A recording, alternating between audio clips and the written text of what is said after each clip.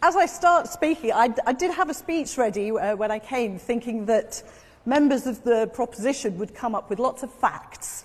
They would, unlike Salmanji said to us, come up with fake news, fake futures or fake promises. So I was hoping that I would have a whole list of facts that I could come and rebut when I came here. Having listened to the first three speakers, I haven't heard a single fact yet. All I've heard is Modi didn't do this, the BJP government didn't do this, it's all proven. Where is it proven? Because you say so? Because Google says so? And I know, Chaitanya, you use Google for your references. I warn you, that's dangerous, because you've already got a fact about me wrong. But I thank you for it. You said I'm a financial consultant with only 50 hits. Suddenly, I'm sure I'll get lots more hits for financial stuff. I have nothing to do with finance. I'm a lawyer by background. So thank you. And now that an Oxford Union lawyer has said to me that I'm a finance person, I'm sure I'm going to get thousands of hits now. So thank you for that. The reason I say that is that in all these discussions about India, it scares me. It scares me how many people believe what they read. And I say that for all of you on both sides. What is written is not always true. So what I want to talk about is what is real for me. And I'm slightly different. I have a declaration to make here. I'm not part of the Oxford elite. I'm not part of the rich Indian elite. And I have no conflict of interest here. I'm not going for political positions either in India or in UK. So when I speak from a real life experience of being both an Indian and being in Britain. And I'll tell you what my experience has been. The other difference is I was born when, Chaitanya, you were probably still in nappies, unfortunately. I was around in India. I grew up in a place called Hyderabad, which some of you may know. Hindu-Muslim riots happened well before Modi, okay? And they will happen after Modi if we do not have confidence in the Indians of that beautiful message that you said, unity in diversity. And I say that as a Modi supporter, that unity in diversity is the crux of what we do. And I hope that we agree with the 600,000 Indians that go to democratically vote for that. Because when they vote for it, they hope. Yes, they do hope. And I think that's great that Modi has given us some hope. Because I tell you as an Indian that grew up in Britain, how did people used to look at me when I grew up in Britain? Not the way British people look at Indians now. They come to us and ask us to speak. They come to us and say India's at the same table that everybody else is at because of where India is in the last 5 years.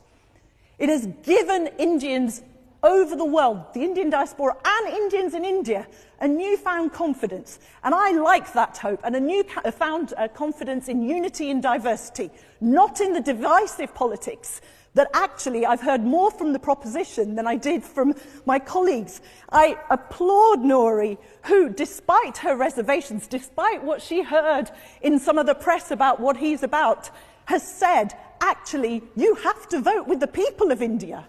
If the people of India have confidence in this, who is Oxford Union to say, no, they are wrong? And it was interesting when I first came here and what people said to me when I came here. A lot of people said to me, Janavi, it's going to be a stitch-up. It's a fix, what's going to happen. People will have come here with their views in mind already. Not because of what they have experienced or anything like that, but because the BBC has peddled that Hindu-Muslim riots happened. Some person died and suddenly 46 people that were Muslims were killed. Where was the BBC when 56 of my Sikh brothers were killed and Rajiv Gandhi and Indira Gandhi did nothing? They stopped the police from going in. Why were they not accused of being divisive amongst Hindu, Muslims and Sikhs?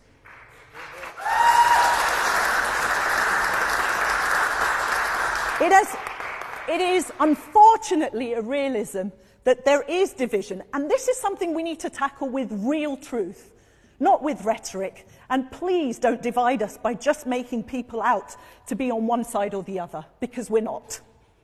I hope for unity as much as every one of us, hopefully, in this room hopes for, but I also want somebody that can give us hope. And let's have a look at some of these things, the statistics and everything else you've talked about. What is wrong with giving people a vision? He has come up with 6 campaigns, none of which are to do with religion, none of which are to do with division. Digital India. Whether it's worked or not, I live in a country currently where young people do not have hope. He gave us hope in India. He gave us hope that I can put you at the table with everyone else, and digital, no thanks. He gave us hope, and and he's given us a forward-looking message. Make in India, smart cities, Startup India, Swachh Bharat. And let me talk, again, I'm one of the few on this panel here that come from a generation, and that is a woman. I can tell you, when I was growing up in India, and when we used to go to India, I wasn't, as I said, part of the rich elite or anything. We were part of the poor that grew up. My parents were fortunate enough to be professionals and therefore got out of that poverty. But a lot of my family is still there in India, and I can tell you the difference now for them.